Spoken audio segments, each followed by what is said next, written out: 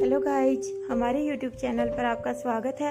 अगर आपने अभी तक चैनल को सब्सक्राइब नहीं किया है तो प्लीज चैनल को सब्सक्राइब करें, लाइक करें, कमेंट करें और अपने दोस्तों के साथ शेयर करें। झट से प्रीति बोल उठती है, नहीं नहीं, अभी मैं तैयार नहीं हूँ, अभी तो बहुत काम बाकी है। प्रीति के बोलने की गति को देखकर सभी हंसने लगते हैं। उसके बाद अनिका शर्मिला से मिलने चली जाती है। शर्मिला को भी इसी सीक्रेट अंडरग्राउंड में एक बड़े से रूम में रखा गया था, जिसमें रहने के लिए सभी जरूरी चीजें और सुविधाएं मौजूद थी। बस वहां से भाग निकलना संभव नहीं था। जब अनिका वहां पहुंची तो शर्मिला अपने बेड के एक कोने पर बैठकर आंसू बहा रही थी। अनिका को देखते ही वह अपनी जगह से चुपचाप खड़ी हो जाती है। अनिका उसके पास जाती है और उसके सिर पर हाथ रखकर बैठने का इशारा करती है। अनिका का इशारा पाते ही शर्मिला अपने उदास चेहरे के साथ वापस बेड पर बैठ जाती है और आंसू पोंछ लेती है। अनिका और शर्मिला के बीच इसी तरह कुछ मिनट तक खामोशी बनी रहती है। अंत में शर्मिला अपने दोनों हाथ जोड़ देती है और गिड़गिड़ाते हुए बोल उठती है, मुझे यहाँ से जाने दीजिए, मुझे अपने भाई से मिलना है, ना जाने वह कहाँ होगा, किस हाल में होगा। फिर रोते हुए कहती है, पता नहीं अब तक जिंदा भी होगा या नहीं। उसने किसी का क्या बिगाड़ा था जो इस तरह उसे मुझसे दूर ले गए। भला वह किसी के किस काम आ सकता है जो उसे मुझसे चुरा कर ले गए। फिर रोना छोड़कर कहती है, मुझे जाने दीजिए, मैं वादा करती हूँ कि वह जैसे ही मिल जाएगा मैं वापस आपके पास लौट आऊंगी। वह अपने शरीर से लाचार है, वह खुद से पानी भी नहीं पी सकता, पानी पीना तो छोड़िए वह पानी मांग भी नहीं सकता। यह कहकर जोर जोर से रोने लगती है। लगातार इस तरह रोते रहने की वजह से शर्मिला का गोरा रंग बिल्कुल लाल हो गया था। उसके लाल लाल गाल, लाल नाक, लाल लाल आंखें, बिखरे हुए बाल और चेहरे पर छाई उदासी को देखकर किसी का भी दिल पिघल जाता। उसे इस तरह लगातार रोते हुए देखकर अनिका को उस पर दया आने लगी। अनिका बहुत ही नरमी से बोली, तुम अपने भाई को कैसे ढूंढोगी? क्या तुम जानती हो कि उसे किडनैप किसने किया है? अगर नहीं जानती हो तो उसे ढूंढने कहाँ जाओगी? अनिका की बात सुनकर शर्मिला का सिर चकराने लगा और वह पहले से भी ज्यादा बिलखने लगी। फिर सिसकते हुए कहती है, उसे कहाँ ढूंढूं? यह तो मुझे भी नहीं मालूम, लेकिन मुझे उसे ढूंढना होगा। मैं ऐसे हार नहीं मान सकती। वह मेरा छोटा भाई है। मैंने उससे वादा किया है कि मैं उसे एक दिन जरूर ठीक कर दूंगी। फिर वह भी अपनी जिंदगी को बाकी लोगों की तरह जी पाएगा। अभी तो उसने इस दुनिया में कुछ देखा भी नहीं है। मैं उसे इस तरह मरने के लिए नहीं छोड़ सकती। शर्मिला इसी तरह रोती रहती है और फिर कुछ देर बाद चुप हो जाती है। तब अनिका कहती है, मैं तुम्हारी मदद कर सकती हूँ, लेकिन यह सिर्फ तभी संभव है जब तुम मुझे अपने बारे में सब कुछ सच सच बताओ। कौन हो तुम? तुम्हारा असली नाम क्या है? इस दुनिया में तुम्हारा कौन कौन है? तुम्हारा घर परिवार कहाँ है? और तुम दमयंती देवी के संपर्क में कैसे आई? शर्मिला अपनी जगह से खड़ी हो जाती है और अनिका के करीब जाकर कहती है, मैं कुछ नहीं जानती, मैं कुछ नहीं बता सकती, बस मुझे यहाँ से जाने दीजिए, मुझे अपने भाई तक पहुँचना है। अनिका कहती है, ठीक है, अगर मैं तुम्हें यहाँ से जाने भी दूँ तब भी इस बात की क्या गारंटी है कि तुम अपने भाई को ढूंढने में कामयाब हो जाओगी? क्या अभी तक तुम्हारे भाई के किडनैपर्स ने उसे जिंदा रखा होगा? इस बात की क्या गारंटी है कि वह लोग तुम्हें किसी तरह का नुकसान नहीं पहुंचाएंगे? अनिका की बात सुनकर शर्मिला की आंखों के सामने वह दृश्य तैरने लगता है जिसमें उस गाड़ी पर अटैक किया गया था, जिसमें शर्मिला का इल्यूजन प्रकाश चित्र द्वारा तैयार किया गया भ्रम सामने की सीट पर बैठाया हुआ था। यह सब सोचकर वह कमरे की दीवार से लगकर खड़ी हो जाती है। उसे ऐसा महसूस होता है जैसे कि उसके पैरों ने उसका साथ छोड़ दिया है। वह खड़ी नहीं हो पा रही है। वह धीरे धीरे जमीन पर बैठ जाती है, अपने दोनों हाथों से अपने पेट को पकड़ लेती है और अपने दोनों पैरों को मोड़कर उनसे अपने हाथ और पेट को छुपा लेती है। उसका चेहरा एकदम खामोश हो जाता है और उसकी बड़ी बड़ी आंखों से लगातार आंसू गिरने लगते हैं। उसके दिमाग ने जैसे काम करना बंद कर दिया था। वह समझ ही नहीं पा रही थी कि क्या करे। अनिका शर्मिला के करीब जाती है और घुटनों के बल उसके पास बैठ जाती है। फिर शर्मिला के कंधे पर हाथ रखते हुए कहती है, अगर तुम्हें तुम्हारा भाई मिल जाए तो क्या तुम सब कुछ सच सच बताओगी? क्या तब तुम मुझ पर भरोसा करोगी? अनिका की बात सुनकर शर्मिला दंग रह जाती है। वह अपनी लाल लाल आंखों से अनिका की तरफ देखने लगती है। अब उसकी रोती हुई आंखों में उम्मीद की एक चमक दिखाई देने लगती है। वह अनिका के दोनों हाथ पकड़ लेती है और कहती है, वह मेरे जैसी बेस लड़कियों के लिए आसरा है। लेकिन सहारा देने वाली वह देवी कब काली बनकर कितनों की बलि ले ले कोई नहीं जानता। वह लोग बहुत खतरनाक हैं, उनसे बच पाना संभव नहीं है। अगर आपने उन्हें पावर ड्रग नहीं दिया तो वह आपको भी जिंदा नहीं छोड़ेंगे। शर्मिला की बात सुनकर अनिका की हैरानी बढ़ती है, लेकिन वह अपने चेहरे पर किसी भी तरह के भाव नहीं आने देती। अनिका का चेहरा लगातार शांत बना रहता है। अनिका फिर से कहती है, उसकी चिंता तुम मत करो, तुम मुझे सिर्फ इतना बताओ कि तुम्हारा और तुम्हारे भाई का उनसे क्या संबंध है। यदि मैं तुम्हारे भाई को बचा लूं तो क्या तुम अपने बारे में सब कुछ सच सच बताओगी और दमयंती देवी के बारे में जो भी कुछ जानती हो वह सब भी।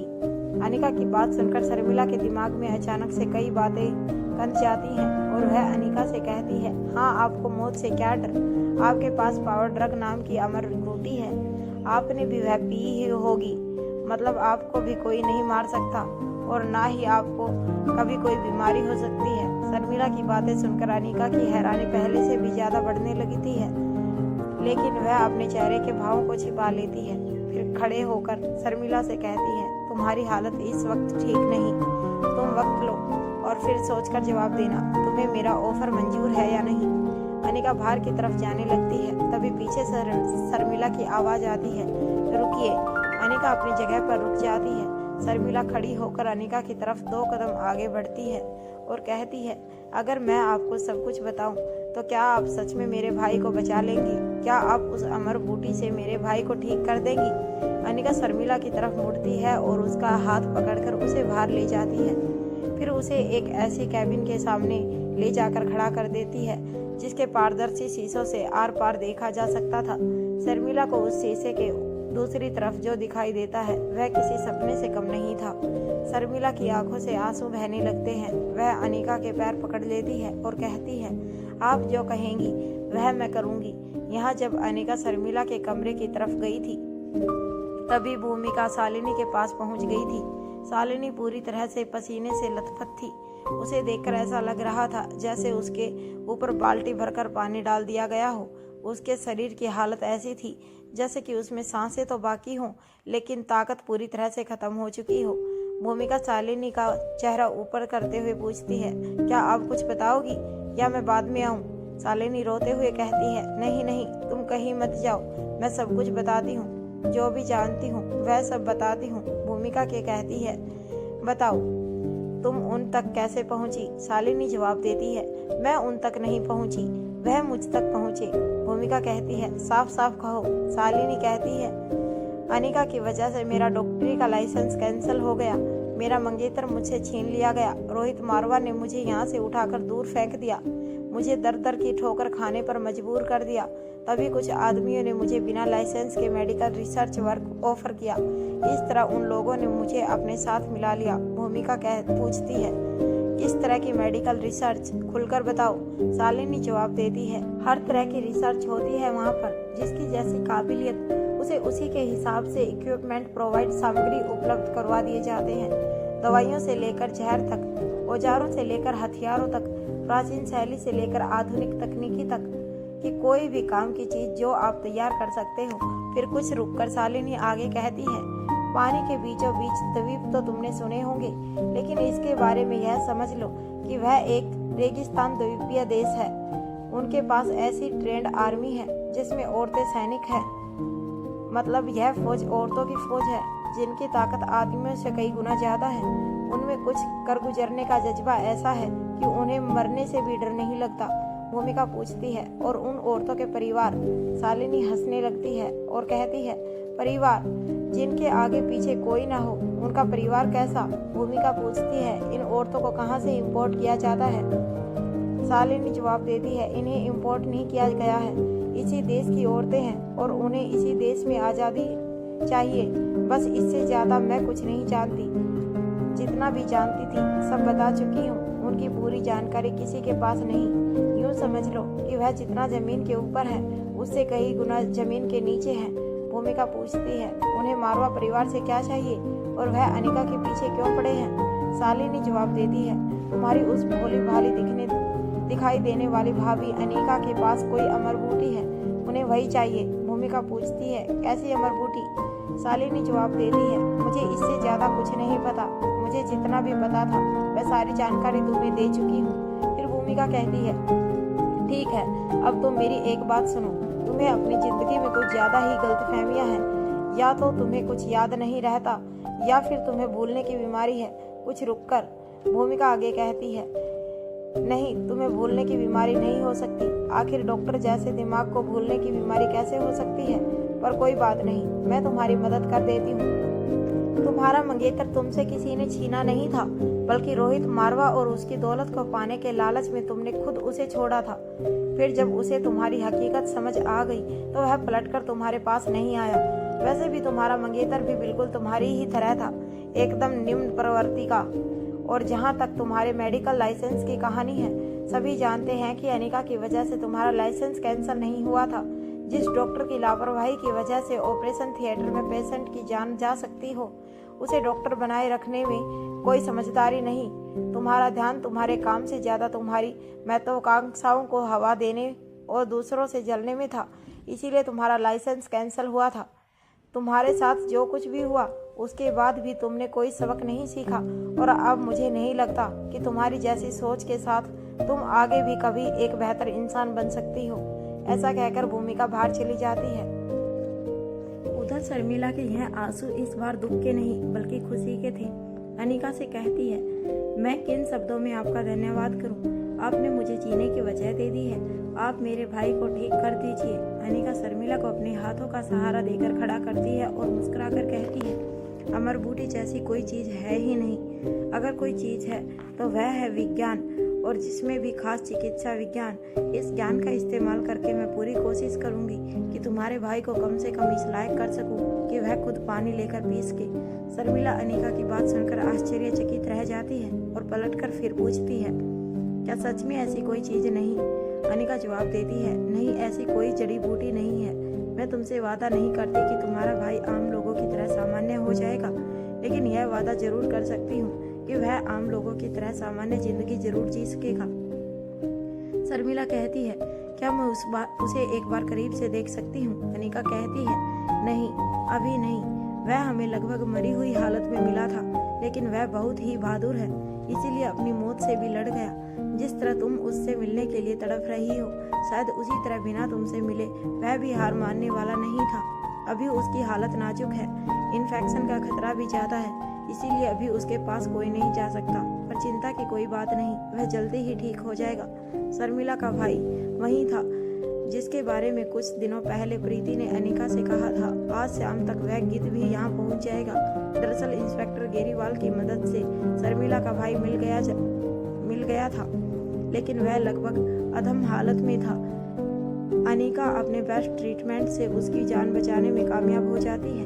इतना ही नहीं, अब अनिका उसे ठीक करने के लिए पुराने आयुर्वेदिक तरीकों को अमल में ला रही थी, क्योंकि आधुनिक चिकित्सा तरीकों में उसे ठीक करने का कोई भी उपाय नहीं था। वैसे भी अनिका को आयुर्वेद में भी ऐसी महारत हासिल थी कि वह कोई भी उसकी बराबरी नहीं कर सकता था।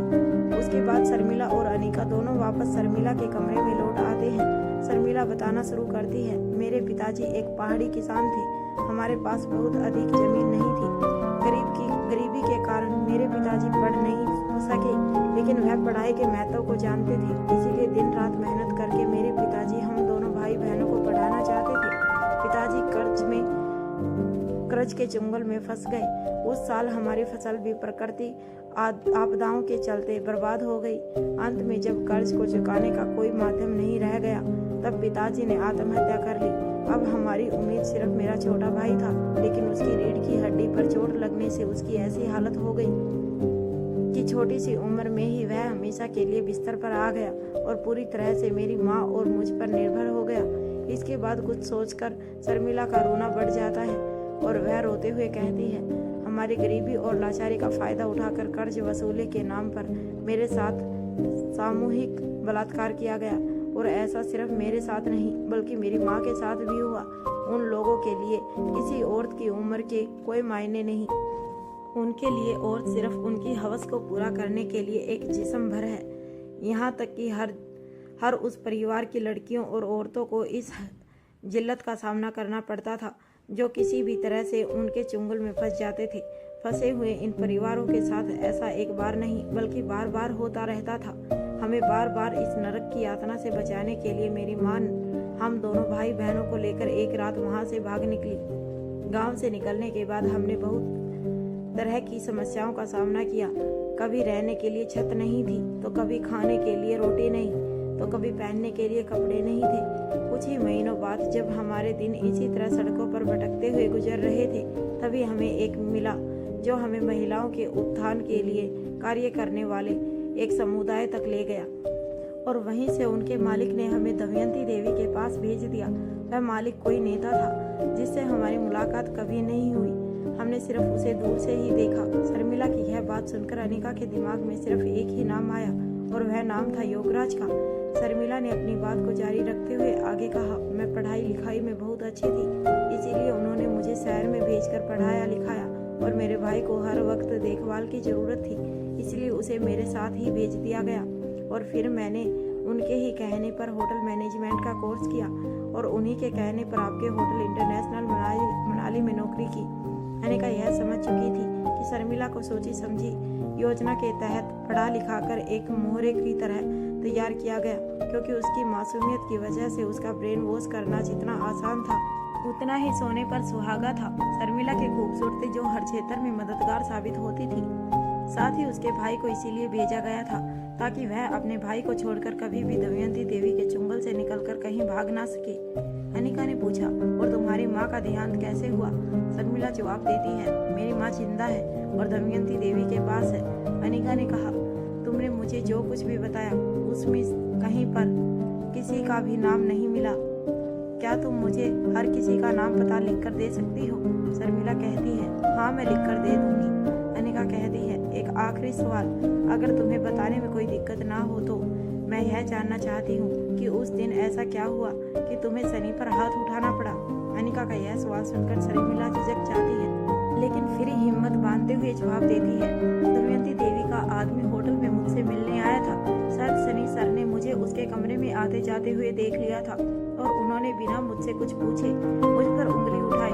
फिर कुछ रुककर आगे कहती है, हमारे समाज में बलात्कार की गई लड़कियों की वैसे भी कोई इज्जत नहीं करता। अब शब्द सुनने की हमें आदत हो जाती है, लेकिन ना जाने क्यों सनी सर के मुंह से वह शब्द घटिया बातें सुनकर मेरा हाथ उठ गया। मैंने कभी नहीं सोचा था कि वह मेरे बारे में कभी इस तरह की बातें सोच भी सकते हैं। अनिका कहती है, ठीक है, उस आदमी का भी नाम लिख देना।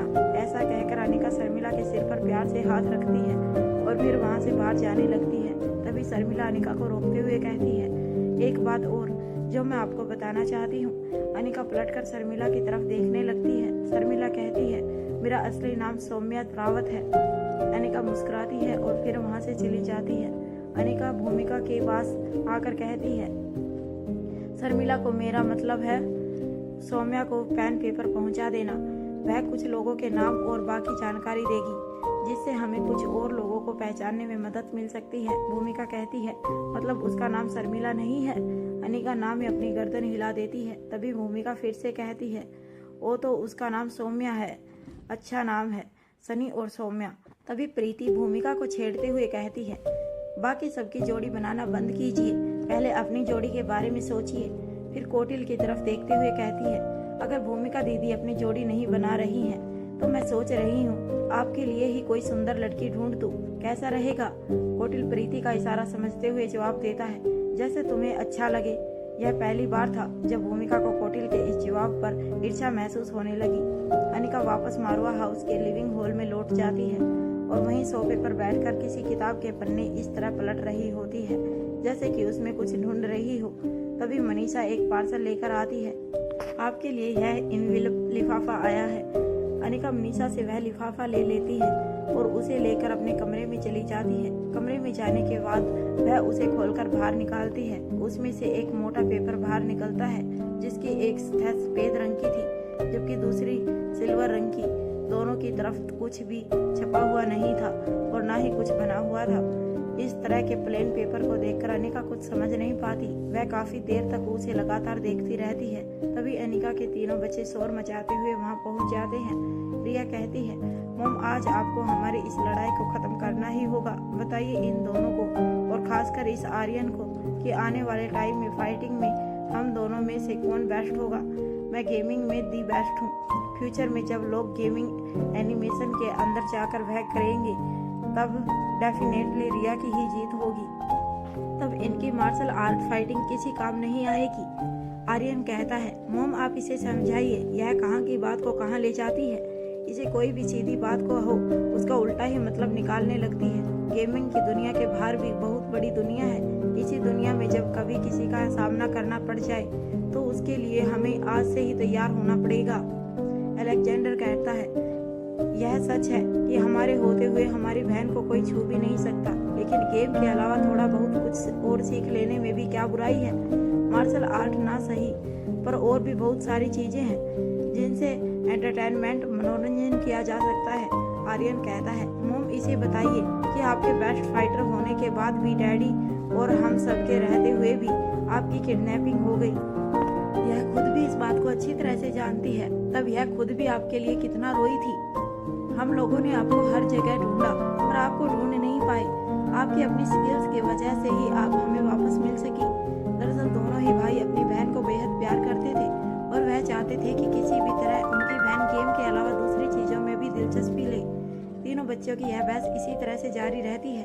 अनिका कभी भी नहीं चाहती थी कि रिया मार्शल आर्ट सीखने के लिए किसी भी तरह के दर्द से गुजरे, और यह तो बिल्कुल भी नहीं चाहती थी कि रिया की मर्जी के खिलाफ उसे मार्शल आर्ट सीखने के लिए मजबूर किया जाए। लेकिन पहली बार आज अनिका को अपने लिए गए फैसले पर दोबारा एक बार सोचने की जरूरत महसूस हो रही थी।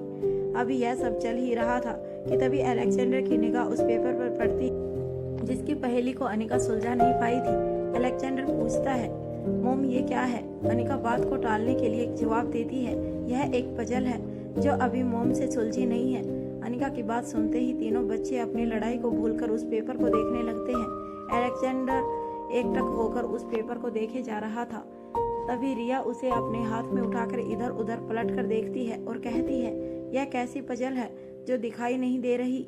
रिया की बात सुनकर आर्यन उस पेपर को अपने हाथ में ले लेता है और उसे हर एंगल से घुमाकर देखता है। तभी अलेक्जेंडर कहता है, एक्सक्यूज मी मोम। ऐसा कहकर वह अपनी मोम के बालों से हेयर पिन निकाल लेता है और आर्यन के हाथ से वह पेपर अपने हाथ में ले लेता है। उसके बाद अलेक्जेंडर वही रखी हुई एक टेबल की ड्रॉवर से दस्ताने निकालकर उन्हें पहन लेता है। फिर बड़ी ही सावधानी से सिल्वर साइड का हेयर पिन से कुर्चना शुरू कर देता है। कुछ ही देर में वह सिल्वर परत पूरी तरह से साफ हो जाती है। पेपर का खुरचकर साफ करने पर यह दिखाई देता है कि उस पर कुछ केमिकल फॉर्मूला लिखे हुए थे। इससे पहले कि अलेक्जेंडर उन्हें पढ़ता, अनिका वह पेपर अपने हाथ में लेती है और कहती है, वेल डन अलेक्जेंडर, तुमने मेरा काम एकदम आसान कर दिया। तभी अलेक्जेंडर पूछता है, मोम यह केमिकल फॉर्मूला किस चीज के है? क्या मैं आपकी कोई मदद कर सकता हूँ? अनिका को अलेक्जेंडर पर गर्व महसूस होता है। अलेक्जेंडर को विज्ञान में जितनी रुचि थी उसने अपनी उम्र के हिसाब से अब तक उसकी काफी अच्छी जानकारी हासिल कर ली थी। अनिका जवाब देती है, I am proud of you my son, लेकिन मम्मा को मदद करने के लिए अभी काफी वक्त बाकी है। रिया अलेक्जेंडर से पूछती है, यह तुमने कैसे किया? इससे पहले कि अलेक्जेंडर कोई जवाब देता, आर्यन तुरंत बोल उठता है, इसीलिए तुम्हें कहते हैं कि गेम के अलावा भी कुछ देखने और जानने की कोशिश करनी चाहिए। यह बहुत ही आसान था। इस पेपर पर सिल्वर नाइट्रोक्साइड की लेयर पर चढ़ी हुई थी। आर्यन की बात सुनते ही गुस्से से रिया की भौहें चढ़ जाती हैं और वह अपने दोनों हाथ अपनी कमर पर रख लेती है। इससे पहले कि दोनों छोटे भाई बहनों की बात विवाद में बदल जाए, अलेक्जेंडर बात को संभालते हुए कहता है, रिया यह एकदम सिंपल है। देखो, इस पेपर को छूने के बाद आसानी से पता चल रहा है कि यह मेटल शीट नहीं है। इसका मतलब इस पर एक सिल्वर रंग की मेटल कोटिंग की गई थी। इस तरह की सिल्वर कोटिंग के लिए लोहा, जस्ता, तांबा, निकल, कैडमियम, सीसा, चांदी, क्रोमियम, मैग्नीशियम जैसी धातुओं का इस्तेमाल किया जा सकता है। इसकी बारीक लेयर को हटाना कितना आसान है यह तो तुमने देख ही लिया। अनिका अलेक्जेंडर के सिर पर हाथ फेरती है और उसके बाद आर्यन और रिया के सिर पर हाथ फेरती है। फिर यह कहकर उन तीनों को वहां से अपने कमरे में भेज देती है। अभी तुम लोग अपने कमरे में जाओ, तुम्हारी इस प्रॉब्लम का सोल्यूशन मैंने सोच लिया है। जल्दी ही एक नया सरप्राइज तुम्हारे सामने होगा। तीनों बच्चे मुस्कुराकर एक दूसरे की तरफ देखने लगते हैं। रिया शोर मचाते हुए कहती है, wow surprise, I am so excited. तभी अनिका कहती है, सरप्राइज शॉक भी हो सकता है, इसीलिए तैयार और सावधान दोनों रहना। अनिका की बात सुनकर तीनों बच्चों के चेहरे पर सवाल नजर आने लगते हैं, लेकिन तीनों में से किसी ने भी कुछ नहीं पूछा और एक दूसरे की तरफ देखते हुए वह कमरे से बाहर चले जाते हैं।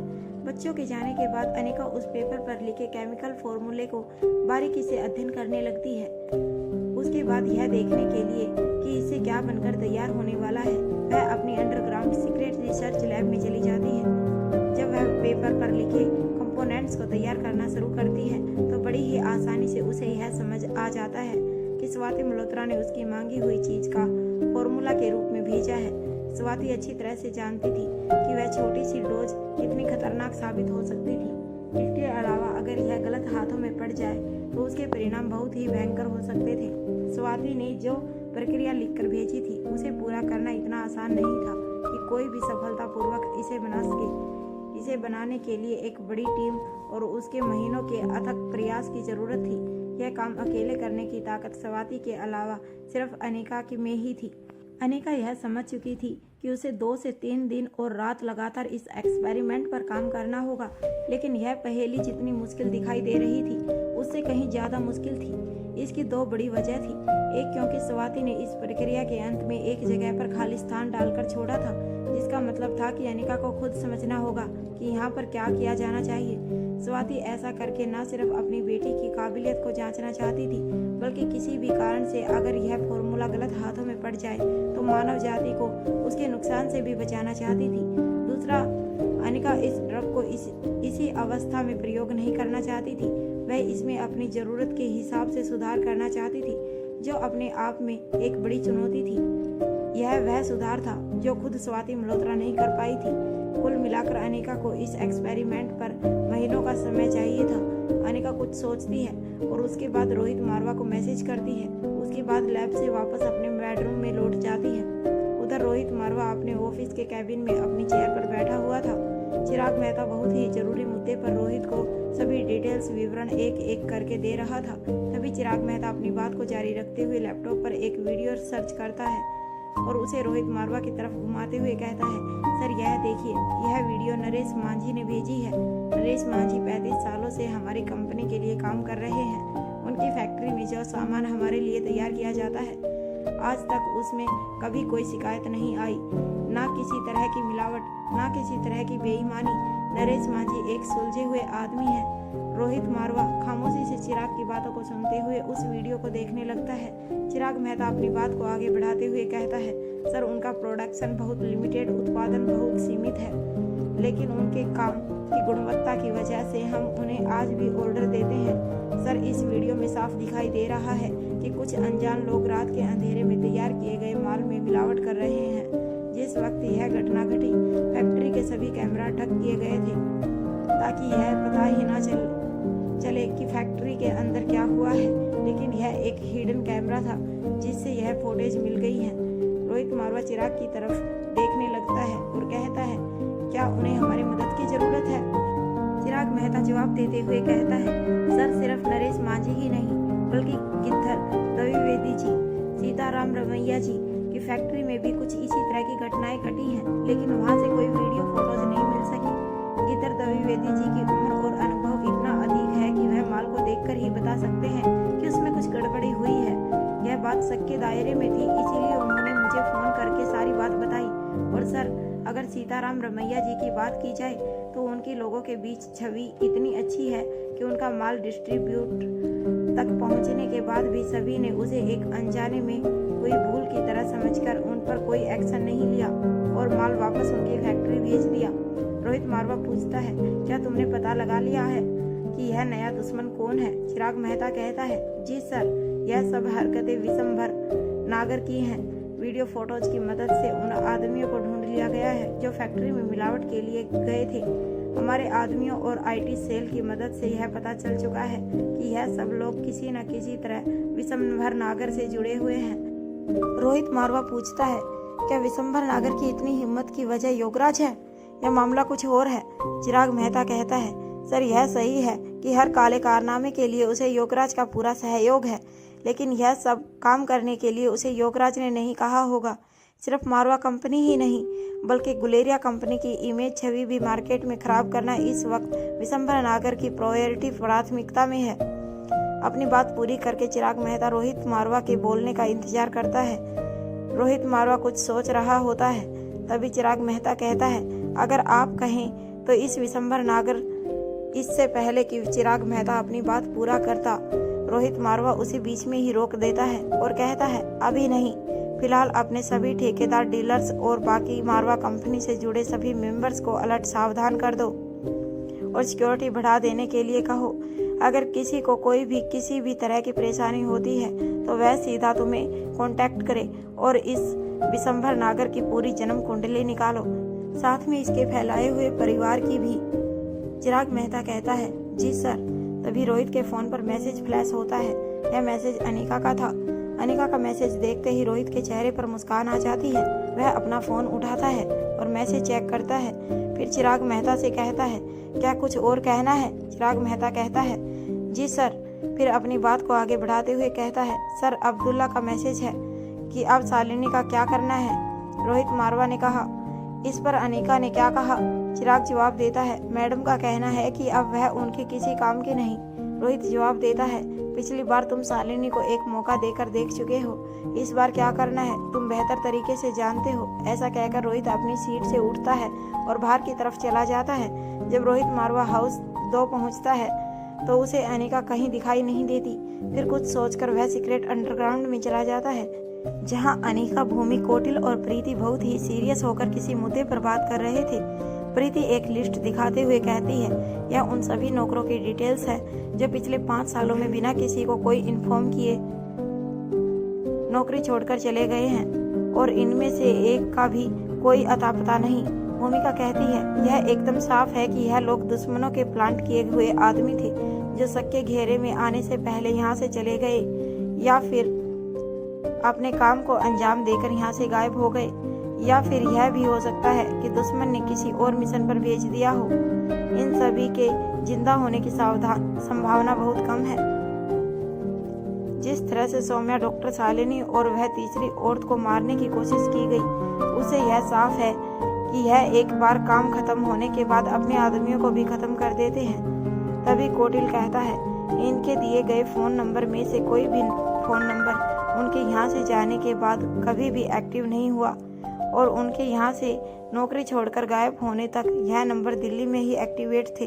मतलब यह लोग अपने फ़ोन के साथ कभी भी दिल्ली से बाहर नहीं गए, जिसका मतलब यह है या तो इन लोगों को दिल्ली में ही ख़त्म कर दिया गया या फिर यह लोग अपने फ़ोन को दिल्ली में ही डिस्ट्रॉय करके यहाँ से बाहर गए हैं। प्रीति कहती है, इनमें से कुछ में एक बात आपस में मिलती है।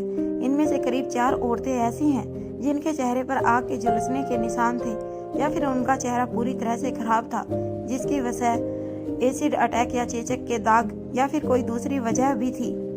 तभी अनिका कहती है, लेकिन इसका मतलब यह नहीं कि उनकी भेजी हुई सभी औरतों के चेहरे जले हुए ही होंगे, उदाहरण के लिए शालिनी और सौम्या।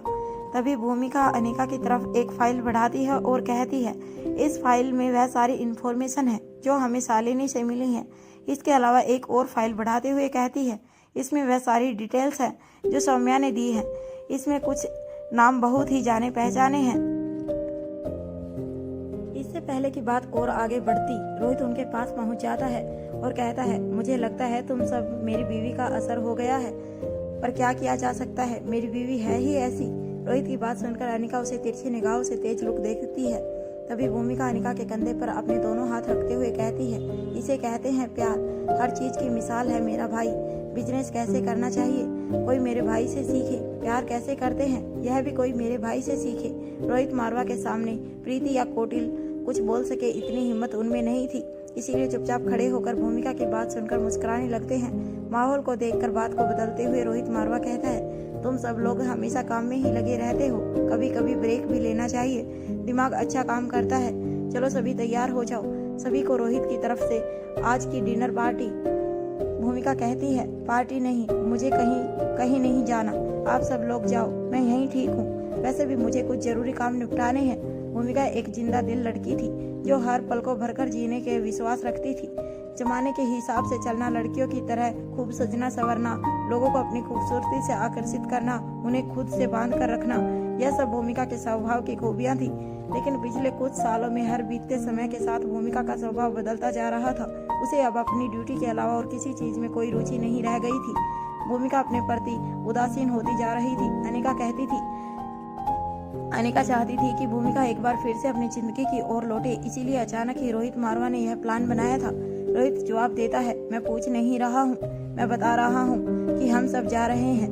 अब जाओ और अच्छी बहन की तरह तैयार हो जाओ। इससे पहले कि अनिका आगे कुछ कह पाती, रोहित ने अनिका की कमर पर हाथ रखकर उसे अपनी तरफ खींचा और कहा, आपके पास तैयार होने के लिए सिर्फ आधा घंटा है।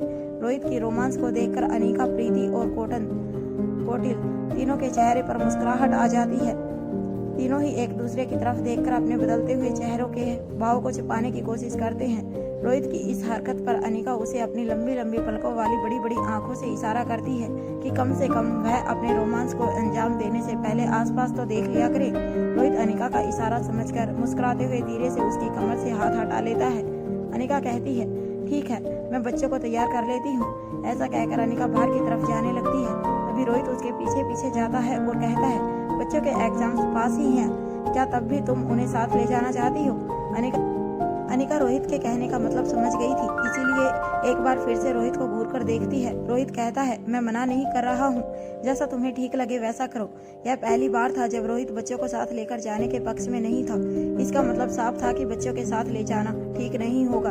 अनिका जवाब देती है, ठीक है, मैं उन्हें नहीं बताऊंगी। अब चलकर चेंज कर लो। रोहित जवाब देता है, तुम चलो, मैं आता हूँ। ऐसा कहकर रोहित वापस भूमिका, प्रीति और कोटिल के पास आ जाता है। भूमिका प्रीति से कहती है, आधे घंटे में कैसे तैयार हो सकते हैं? मेरे पास तो यहाँ कुछ भी नहीं है। तभी प्रीति कहती है, अनिका दीदी के आदेश पर मैंने अपना काफी सामान यहाँ शिफ्ट कर लिया है। आप मेरे साथ चलिए, मेरे पास जो ड्रेसेस है उनमें से कोई ना कोई आपको जरूर पसंद आ जाएगी। ऐसा कहकर प्रीति ने भूमिका की समस्या को हल कर दी थी, लेकिन कोटिल की समस्या अभी भी बाकी थी। तभी रोहित उनके पास पहुँच जाता है और कहता है, तुम में से किसी को भी परेशान होने की जरूरत नहीं है। मैंने डिजाइनर को पहले ही बोल दिया था, तुम सभी के हिसाब से आउटफिट्स आज गए होंगे। भूमिका, तुम सभी को लेकर गेस्ट रूम में चली जाओ, वह वहीं होगा। रोहित के बदलते हुए तेवर देखकर भूमिका हैरान रह जाती है और कहती है, भाई मुझे लगता है तुम्हें भी कुछ हो गया है। इससे पहले कि भूमिका और सवाल दागे, रोहित मुस्कुराता है और वहाँ से चला जाता है। तभी प्रीति भूमिका की तरफ बढ़ती है और धीरे से उसके कान में कहती है, भूमिका दीदी, शायद यह प्यार का ही असर है। मुझे लगता है अब आपको भी अपने लिए अपना पार्टनर फाइनल कर ही लेना चाहिए, ताकि कोई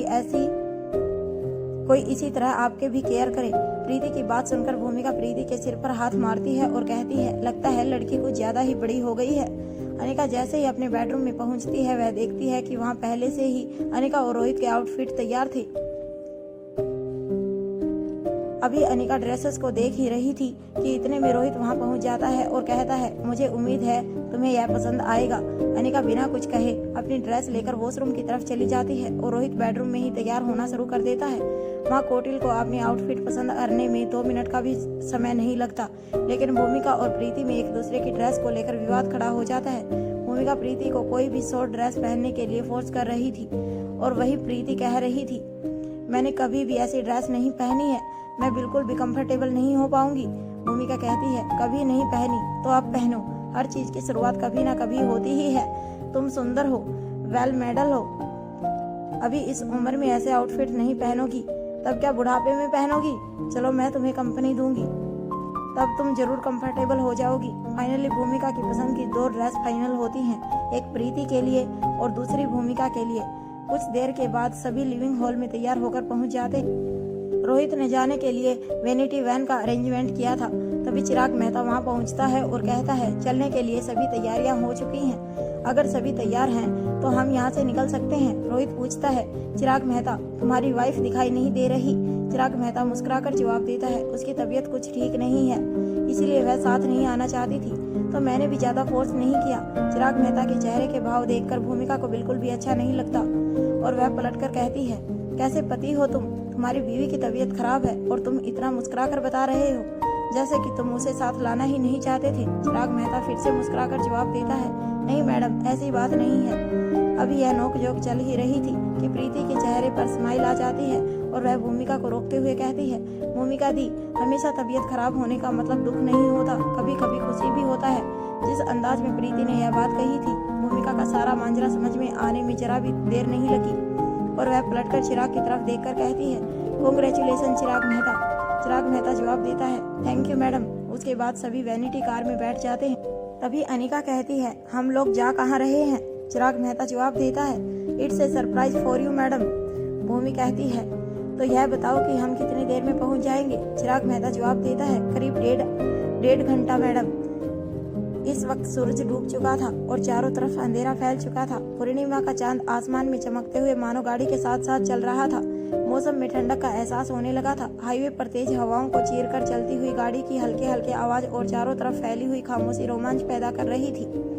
तभी भूमिका प्रीति से पूछती है, प्रीति अभी मेरे पास बातें करने के लिए काफी वक्त है। तुम बताओ, तुमने ओमकार को प्रपोज किया था या ओमकार ने तुम्हें, और यह भी कि कैसे और कहां पर। प्रीति कहती है, भूमिका दी मैंने आपसे कहा ना कि ऐसा कुछ भी नहीं है।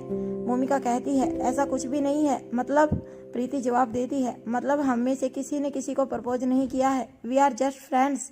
भूमिका कहती है, ऐसे फ्रेंड्स जो एक दिन भी बिना मिले नहीं रह सकते। तुम्हें पता है ना कि तुम किसके सामने झूठ बोल रही हो। एक स्पेशल फोर्स के ऑफिसर से। प्रीति कहती है, मेरा विश्वास कीजिए ऐसा कुछ भी नहीं है। भूमिका जवाब देती है, चलो ठीक है, यह मान ले कि अभी तक तुम दोनों में से किसी ने भी एक दूसरे को प्रपोज नहीं किया है, लेकिन तुम्हारे बीच कुछ नहीं है, यह मानने लायक बात नहीं है। जब भूमिका को इसी तरह प्रीति की टांग खींचते हुए काफी देर हो जाती है, तब प्रीति कहती है, मेरी छोड़िए भूमिका दी, आप अपनी बताइए। मैंने सुना है कि कोई आपकी एक हाँ के लिए पिछले कई सालों से इंतजार कर रहा है। प्रीति की बात सुनते ही भूमिका के चेहरे से हवाएं उड़ जाती हैं और कोटिल को खांसी आने लगती है। अनिका और रोहित भी प्रीति के इस सवाल पर एक दूसरे की ओर देखने लगते हैं। तभी प्रीति कोटिल की तरफ पानी ऑफर करते हुए भूमिका से आगे कहती है, क्या हुआ भूमिका दी, क्या मैंने कुछ गलत पूछ लिया। फिर आगे कहती है, यह आपके चेहरे को अचानक से क्या हुआ। भूमिका अपने चेहरे को छूते हुए कहती है, मेरे चेहरे को क्या होगा। प्रीति छेड़ने के अंदाज में मुस्कुराते हुए जवाब देती है, मुझे अच्छी तरह याद है आपने टचअप मेकअप किया था, उसके बाद भी आपके चेहरे का रंग उड़ा उड़ा सा लग रहा है। प्रीति की इस बात पर हाजिर जवाब भूमिका कोई जवाब नहीं दे पाती। तभी रोहित और अनिका की हंसी छूट जाती है। रोहित मारवा और अनिका को हंसते हुए देखकर वैनिटी में मौजूद सभी लोग हंसने लगते हैं। भूमिका हंसते हुए प्रीति के सिर पर हाथ मारती है और कहती है, तुम्हारा जल्दी ही कुछ इंतजाम करना पड़ेगा, बहुत बोलने लगी हो। इसी तरह हल्का फुल्का हंसी मजाक करते हुए कब 1.5 घंटा बीत जाता है, किसी को भी इस बात का एहसास ही नहीं होता। अंततः जब वह सभी नियत स्थान से कुछ ही मिनटों की दूरी पर होते हैं, तब चिराग मेहता के इशारे पर एक गात तीनों लड़कियों को एकाएक फोल्डिंग बैंड पकड़ा दिया जाता है। तभी चिराग मेहता कहता है, आप सभी को अपनी अपनी आंखों पर पट्टी बांधनी होगी। अनिका रोहित मारवा की तरफ देखती है। रोहित मारवा मुस्कुराकर अपनी पलकें झपकाकर अनिका को हाँ में अपना इशारा करता है और साथ ही आंखों में रिक्वेस्ट भी कर लेता है, प्लीज इसे पहन लो। अनिका उस पट्टी से अपनी आंखों को ढक लेती है। अनिका को ऐसा करते हुए देखकर भूमिका और प्रीति भी ऐसा ही करती हैं। उसके ठीक 1 मिनट बाद वैनिटी वैन रुक जाती है। रोहित मारवा अनिका का हाथ पकड़कर उसे वैन से बाहर लेकर आता है। प्रीति आंखों पर बंधी हुई पट्टी के साथ अनिका का हाथ पकड़कर उसके पीछे पीछे उतरती है। रोहित मारवा के इशारे पर कोटिल भूमिका का हाथ पकड़कर उसे बाहर आने में मदद करता है और वह दोनों भी हाथ पकड़कर रोहित मारवा के पीछे पीछे चल पड़ते हैं। करीब 2 से 3 मिनट चलने के बाद सभी उस जगह पर पहुंच जाते हैं जिसे सरप्राइज के तौर पर तय किया गया था। तभी सभी को अपने फुटवेयर उतार देने के लिए कहा गया। भूमिका अपनी हाई हील उतारते हुए कहती है, रोहित क्या तुम हमें मंदिर लेकर आए हो। यार मंदिर में कौन खाना खाता है, कहीं ऐसा तो नहीं कि तुम हमें गुरुद्वारे में लंगर का प्रसाद खाने के लिए लेकर आए हो। यहाँ चारों तरफ फैली हुई खामोशी में जो सुकून है उससे मेरा यकीन पक्का होता जा रहा है। अब तुम कुछ बोलोगे भी या नहीं। रोहित मैं तुमसे बात कर रही हूँ। सभी को अपने पैरों के नीचे समतल पत्थरों की ठंडक महसूस होती है। रोहित कहता है, अब हम पहुंच गए हैं। ऐसा कहकर वह अनिका की आंखों से पट्टी खोल देता है और अनिका की कमर में अपने दोनों हाथ डालते हुए उसके कंधे पर झुककर उसके गालों से अपने गालों को लगाकर खड़ा हो जाता है। आंखें खोलने पर सामने चलते हुए फवारनी की ठंडक शरीर को महसूस होती है। जब निगाहें फवारा की दिखाई देने वाली इमारत जैसी चीज अपने आप में विश्व की धरोहर, 7वां अजूबा और प्रेम का प्रतीक कही जाने वाली ताजमहल थी और उसके ऊपर था चमकता हुआ पूर्णिमा का पूरा चांद, बहती हुई ठंडी हवाएं, चारों तरफ फैली हुई शांति, छाया हुआ अंधेरा, ऊपर टिमटिमाते हुए तारे और चांद। यह नज़ारा ऐसा खूबसूरत एहसास था कि अनिका के चेहरे पर पहले हैरानी आई और फिर धीरे धीरे उसकी जगह मुस्कुराहट ने ले ली। करीब 2 मिनट तक यूं ही देखते रहने के बाद उसने अपनी कमर पर रखे हुए रोहित के हाथ पर अपने हाथ को रखकर उन्हें और भी अधिक कस लिया। फिर खिसककर पीछे होते हुए पूरी तरह से रोहित के आगोश में आ गई। दोनों एक साथ चांद की तरफ देखने लगते हैं। तभी अचानक से अनिका रोहित की तरफ मुड़ जाती है और उसकी आंखों में देखने लगती है। रोहित अनिका के चेहरे को छूते हुए कहता है, लोगों को यह चांद देखने के लिए पूरा महीना इंतजार करना पड़ता है, लेकिन मुझे नहीं। क्या तुम्हें पता है, मेरा चांद उस चांद से भी ज्यादा खूबसूरत है और मेरे चांद की आंखें उन टिमटिमाते तारों से कहीं ज्यादा चमकती हैं। अनिका जब भी रोहित की आंखों में देखती थी, हर बार उसकी आंखों में अनिका के लिए पहले से भी ज्यादा प्यार नजर आता था। अनिका को रोहित की तरह कहकर या जताकर अपने प्यार को जाहिर करना नहीं आता था, लेकिन वह हर बीतते वक्त के साथ ही मोहब्बत की कायल होती जा रही थी। रोहित पूछता है, अब ऐसे क्या देख रही हो? ताजमहल यहाँ नहीं, वहाँ है। अनिका यूं ही खामोश होकर रोहित की तरफ देखती रहती है। रोहित अनिका की आंखों में खुद के लिए प्यार को देखता है तो उसके पूरे शरीर में हर्षी पैदा हो जाती है। वह खुद को रोक नहीं पाता और धीरे से अनिका को अपने गले से लगा लेता है। अनिका को इस बात का बिल्कुल एहसास ही नहीं रहता कि वह इस वक्त कहाँ मौजूद है। रोहित की बाहों में जाकर जैसे वह रोहित के अंदर ही समा जाना चाहती थी। वह अपनी आंखें बंद कर लेती है और ज्यादा रोहित की बाहों में सिमट जाती है। रोहित को इस वक्त जन्नत के सुख का एहसास होता है। वह हर पल अनिका की आंखों में इसी प्यार और उसके चेहरे पर इसी सुकून को बनाए रखने के लिए हर संभव कोशिश करता था। इस वक्त उसे अपनी कोशिशों का फल मिल रहा था। रोहित अनिका से इतनी मोहब्बत करता था कि उसके लिए वह किसी भी हद तक जा सकता था। फिर यह तो सिर्फ एक सरप्राइज था। रोहित ने अपनी पावर और पोजीशन का इस्तेमाल करते हुए ताजमहल का पूरा एक बड़ा हिस्सा खास अनिका को सरप्राइज करने के लिए रिजर्व किया था। अनिका को खूबसूरत सरप्राइज देने के लिए खास अपने तरीके से कुछ विशेष इंतजाम करवाए थे। वैसे भी कुछ घंटों बाद पूरा ताजमहल खाली होने वाला था और रोहित मारवा सुबह होने तक वहां रुक सकता था। कुछ संबंधित अधिकारियों और उनके खास लोगों को खास आज की ड्यूटी पर लगाया गया था, लेकिन इनमें से कोई भी रोहित मारवा के व्यक्तिगत समय में हस्तक्षेप नहीं कर सकता था। तभी उन सभी से कुछ दूरी पर जाकर कौटिल भूमिका की आंखों से पट्टी हटा देता है और उसके चेहरे के भावों को देखने के लिए भूमिका से एक कदम आगे बढ़कर भूमिका की तरफ अपना चेहरा करके खड़ा हो जाता है। भूमिका स्वभाव से बहुत ही एक्सप्रेसिव थी। जब भूमिका की आंखों से पट्टी हटती है तो उसकी निगाहें सबसे पहले फर्श पर जाती है। सफेद चिकनी फर्श पर फवारिणी ऐसे ही सामने की तरफ देखती रहती है। फिर कौटिल का हाथ पकड़कर लगभग शोर मचाते हुए कहती है, I can't believe this, it's amazing. यह वो दृश्य कितना अट्रैक्टिव आकर्षक है। मेरा बस चले तो हमेशा के लिए इसी पल में रुक जाऊं। फिर चांद की तरफ इशारा करते हुए कौटिल से कहती है, यह देखो कौटिल, पूरा चांद कितना खूबसूरत दिखाई दे रहा है। भूमिका के इशारे करने पर कौटिल चांद की तरफ देखने लगता है और कहता है, हाँ बिल्कुल सही कहा तुमने, और फिर चुप हो जाता है। पिछले कई सालों में यह पहली बार था जब भूमिका ने खुद कौटिल्य का हाथ पकड़ा था और उससे सीधा मुंह बात की थी। लेकिन कौटिल किसी भी तरह की खुशी या एक्साइटमेंट जाहिर करके कोई भी पुरानी भूल दोहराना नहीं चाहता था। कहा जाता है ताजमहल का पूर्णमासी का चांद साथ में देखने वाले जोड़े हमेशा साथ रहते हैं। कौटिल खामोशी से अपनी किस्मत के पलटने और भूमिका के पहल करने का इंतजार करना चाहता था। भूमिका इसी तरह कौटिल का हाथ पकड़कर कई कदम आगे की तरफ बढ़ जाती है। ना जाने अपनी एक्साइटमेंट में भूमिका सब कुछ भूल चुकी थी या सच में भूमिका के दिल में कौटिल के प्यार के लिए अभी भी कोई छिपा कोना बाकी था। जब उनसे कुछ ही दूरी पर खड़ी प्रीति भी अपनी आंखों से पट्टी हटाती है तो इतना खूबसूरत मंजर देखकर रोमांचित हो जाती है। उसके चेहरे पर जितना आश्चर्य था, अचानक से उतनी ही उदासी छा जाती है और वह कुछ सोचकर कुछ कदम पीछे हट जाती है। उसे इस वक्त ऐसी ख्वाहिश होती है कि काश इस खूबसूरत वक्त में ओमकार मेरे साथ होता। ओमकार को याद करके उसकी आंखें भर आती है। उसके आंसू झलकने को ही थे कि उसे महसूस होता है कि किसी ने पीछे से आकर उसकी आंखें बंद कर ली थी। फिर उसके कानों में आवाज पड़ती है, यह मेरे हाथों में पानी आ गया है या मोती गिर रहे हैं। ऐसी खूबसूरत जगह पर आकर लोग रोमांस करते हैं, मीठी यादें बनाते हैं, पर आंसू कौन बहाता है? यह आवाज इतनी जानी पहचानी थी कि प्रीति झट से उन हाथों को नीचे करती है और पीछे मुड़ जाती है। प्रीति के चेहरे पर बड़ी सी मुस्कुराहट आ जाती है और बिना किसी पल की देरी के गले से लग जाती है। यह आवाज ओमकार की थी। तभी प्रीति को ख्याल आता है कि वह इस वक्त कहाँ पर मौजूद है। फिर वह अलग होकर इधर उधर देखने लगती है कि उन्हें इस तरह किसी ने देखा तो नहीं। प्रीति की हालत को समझकर ओमकार ने उसका चेहरा अपनी तरफ करते हुए कहा, चिंता मत करो, हमें किसी ने नहीं देखा। तभी प्रीति के दिमाग में एक बात कंस जाती है और वह ओमकार से पूछती है, क्या तुम हमारा पीछा करते हुए यहाँ तक आए हो? प्रीति का सवाल सुनकर ओमकार के चेहरे पर बड़ी सी मुस्कुराहट आ जाती है।